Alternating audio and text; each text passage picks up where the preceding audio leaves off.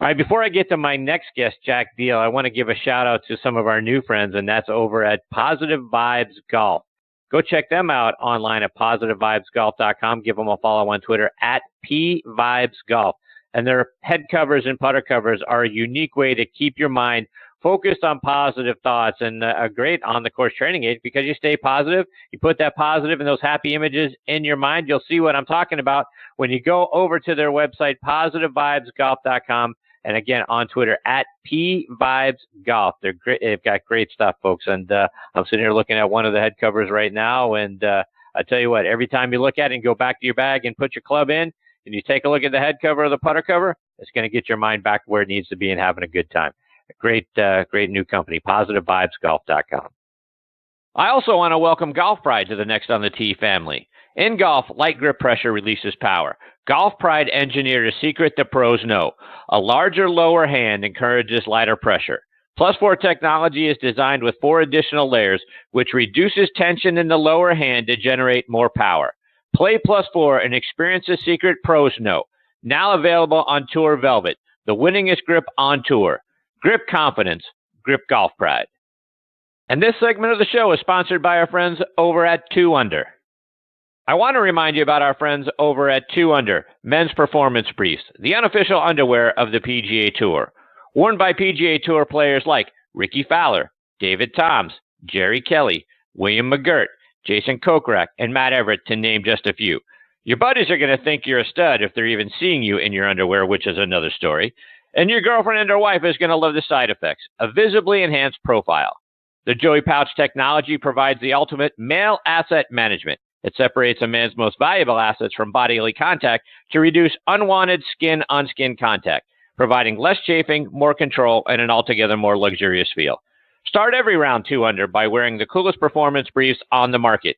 Use code ONTHET20 to save 20% off your order at 2under.com. And that's the number 2, UNDR.com. All right, now back with me here on the French Lick Resort guest line is Jack Diehl. Let me remind you about Jack's background.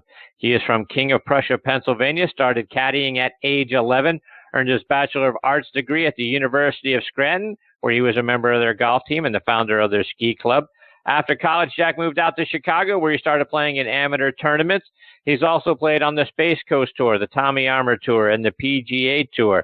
After turning 50, he started playing on the Moonlight Tour.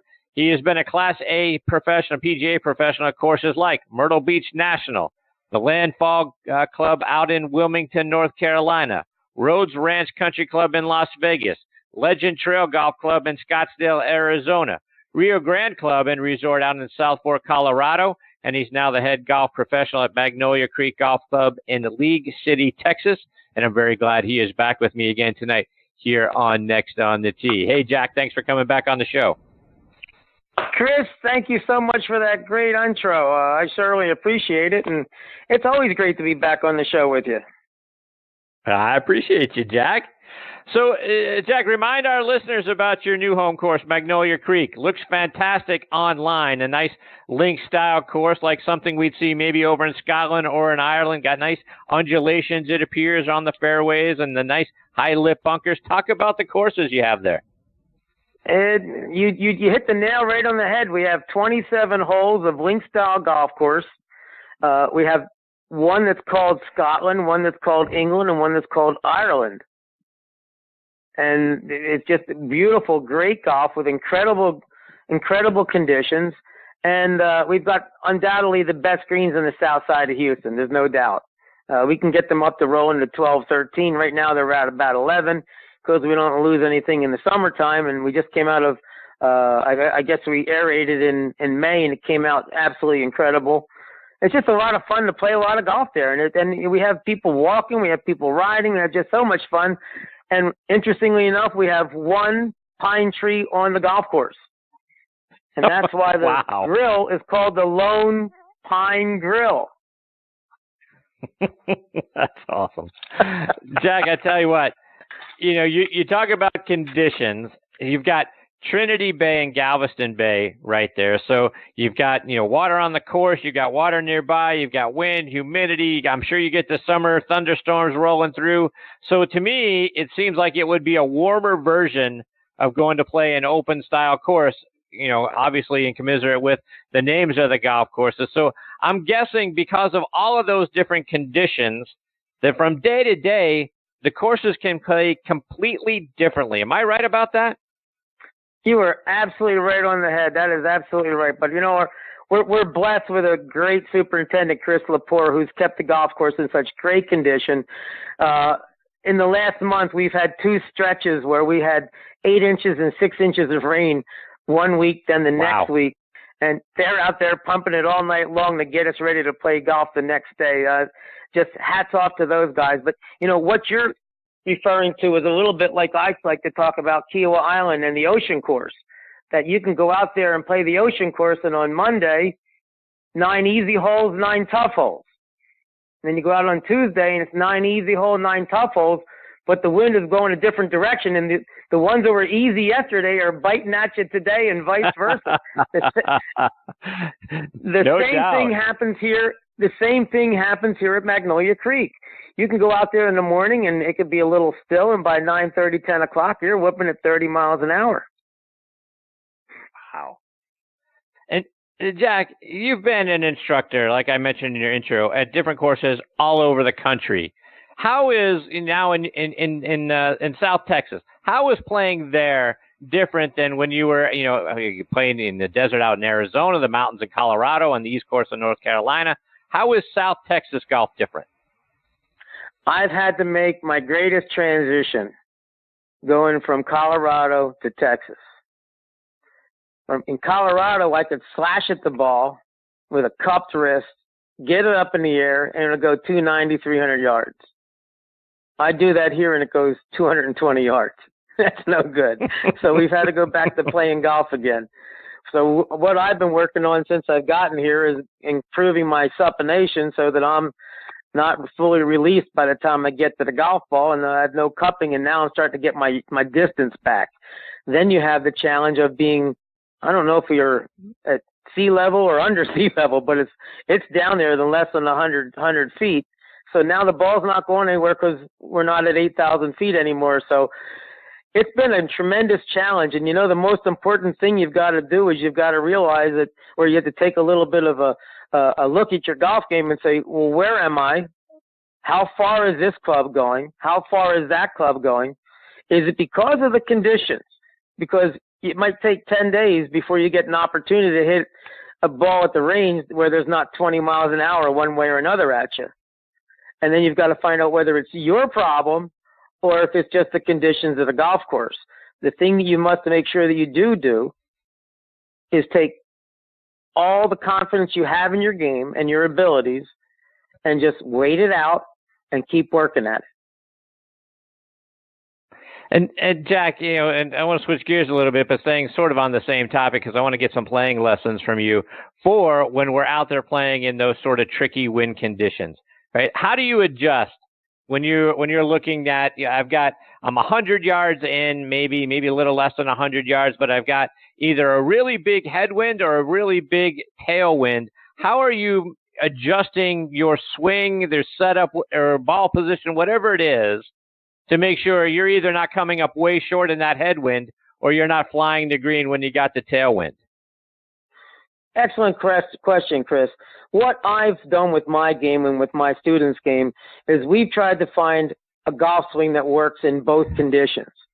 If you're hitting that Jack Nicklaus super high shot that you've been working on and haven't quite gotten to his level of how he hit those shots back when he was winning, and you're just hitting something that's leaving yourself up in the air and whatever the wind wants to do to it, it does to it, I don't like that shot.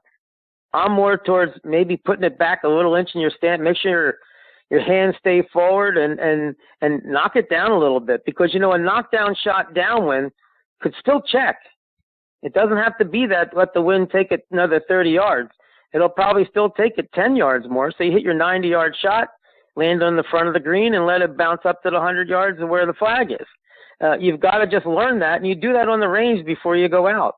You get yourself ready to know what you're going to know in order to be able to perform on the golf course. So, Jack, to that end, that knockdown shot, how do we hit it? I mean, obviously you're going to have to practice that, and it's a little different than what we're probably used to doing. But talk about the setup and the swing of that knockdown shot, so maybe we can start practicing it this weekend. Okay, sure. First of all, the number one thing I'm going to say that during the swing you need is to be quiet. Keep your body still. Don't go moving all over the place. Set up your posture, grip, stance as normal, and then put the ball back in your stance a little bit. If you set up normal and then move forward 2 inches laterally towards the golf course, and now your left hand, if you're right-handed, your lead hand is going to be ahead of the ball, leave it there. And don't go trying to swing the shot and move back to your right side to get to where your normal impact is. Stay right up front and hit that shot low and keep it low, and you got to work on it. It's probably not going to be 100% full swing. It might be just a 9 o'clock to 3 o'clock swing, which is your left arm going to 9 o'clock and your right arm going to 3 o'clock when you get to the other side, if you're follow through. So I think that controlled swing is which is going to control your trajectory and control your distance is the one you need to work on. And Jack, you alluded to this a minute ago, but I want to get sort of the mental game, the mental approach from you, because if we show up to the golf course today, and yesterday it was nice and calm conditions, and now we're coming back the next day, and boy, the winds are howling, 30, 40 miles an hour. How do you get your mind right so you don't get a defeatist attitude and think, well, geez, I don't have a chance today, or I got to deal with this wind, and all of a sudden you get all those negative thoughts creeping into your mind to take you off your game? How do you handle that mental approach and stay positive? Well, the first thing is that when it's windy, that's a plus for me. I'm excited. Everybody else is just like your Koepkas and all are talking about the U.S. Open. There's only so many people that can win because everybody else is afraid of winning the U.S. Open. They don't think they can do it. Well, in the wind, it's the same thing. I'm excited because first of all, I'm short, stature-wise, so I don't have to worry about that. So keeping it low, I can do that. And then the other thing I'm also going to do and get excited about is I know that every putt is a straight putt that I hit. Now, it may break 3 inches right to left, but I'm hitting a straight putt to 3 inches right of the hole. Well, the same thing happens when you hit a golf ball in and around the wind. If that wind's going to take it 5 yards right to left, well, then you play for it. And you hit your straight shot that you always do and let the wind get it and just smile when it happens. And when it fools you and it lets it go and it stays right in that bunker, you say, okay, you got me this time, but watch me get out of the bunker. And you go get out of the bunker, you get up and down and go to the next hole. That's awesome. I love that. Jack, sticking sort of with the mental side of the game for a minute, talk about pre-shot routine and what you're thinking about when you are getting, whether it's on the tee or you're going out into, from the fairway. What are you thinking about when you're, looking out at the what shot you have, and then what are you thinking about as you stand over the ball? Chris, I don't know how you do it. Every time I talk to you, you know exactly how to cue me into what I want to say, and you tee me up just absolutely perfect. I have a note right here that says I want to talk about my partner that played with me in a little 18 and dime fun tournament. I think we put $5 in and we divided it up, and I think I got $4 back at the end of the day. But my partner has been working on her game so hard. She's doing so well at doing that, and I watched her for 18 holes. And every time she went through the same routine, she stood alongside of the ball, she worked on her takeaway, she got it up to the top, and she worked on her follow-through. She stepped up and she hit the shot. And I never said a word to her because I really had never played with her before. And we got to the last hole, and she's in position to hit a wedge to make birdie. She's hit 2 good shots. She's in position to hit a wedge. And I said, excuse me, but I'd like to give you a little bit of a tip that I think that'll be advantageous for you. She says, oh my gosh, please tell me. I said, all day you've stood alongside of the ball in your pre-shot routine. Please go behind the ball 5 to 7 to 10 yards. Now you can see everything that's on the left and everything that's on the right. You can see your lie. Imagine you're making that shot, and do me a favor and just move your shoulders just to brush the club along the top of the grass, because that pitching wedge is shorter than the 3 wood you just hit. So now get your eye-hand coordination of that. Now rest that club in either your left or right hand, and imagine yourself hitting that shot, going exactly the way you want, exactly as high as you want, and coming down right by the flag. Well, the golf gods were on my side, Chris. She stood behind it. She brushed the grass. She stood alongside of it. She made it happen, and she hit a shot that went right up in the air, landed by the flag, and went about 10, 12 feet by. And unfortunately, we didn't make that putt coming back. But the thing was, she says, "Oh, my gosh, I forgot I was supposed to do that, Jack. Thank you so much."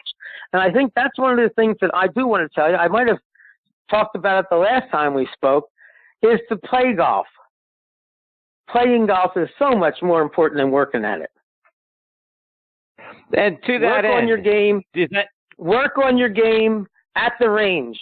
When you go to play, stick with the prom date, the guy or the gal that got you there. That swing is good enough. Go have fun. Stand behind it. Say, "I'm going to hit a fade." Go up there and hit your fade. And if it hooks, say, "Ha ha, double cross." Have fun. Exactly. Everybody I know on tour that wins and makes money is having fun. It's the guys that aren't making cuts that aren't making fun. So go out and have fun. Maybe it'll help your game. There you go.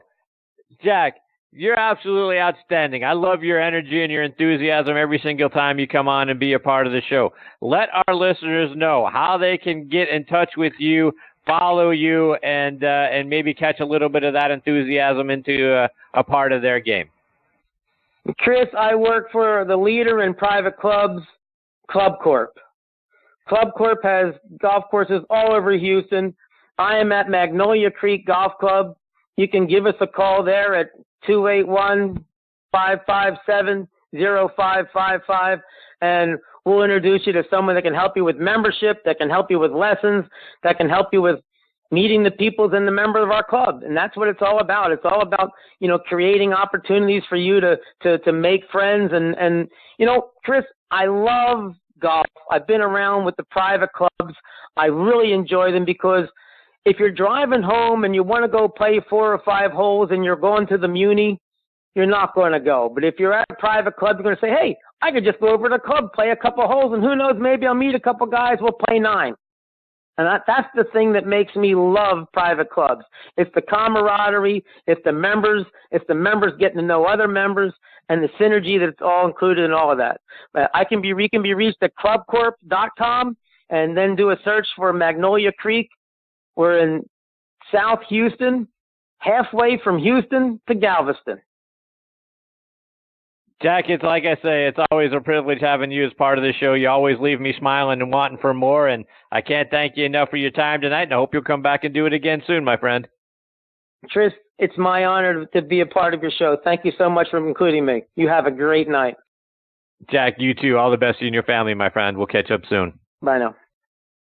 That is Jack Diehl, D-I-E-H-L, Jack Diehl, and check him out. You can find him on Facebook. That's probably the easiest way to follow Jack. And then, boy, I tell you what, he always makes the segment so much fun when he comes in as part of the show. I can't thank him enough for his time, and always look forward to having him back, and I got to get him back again real soon.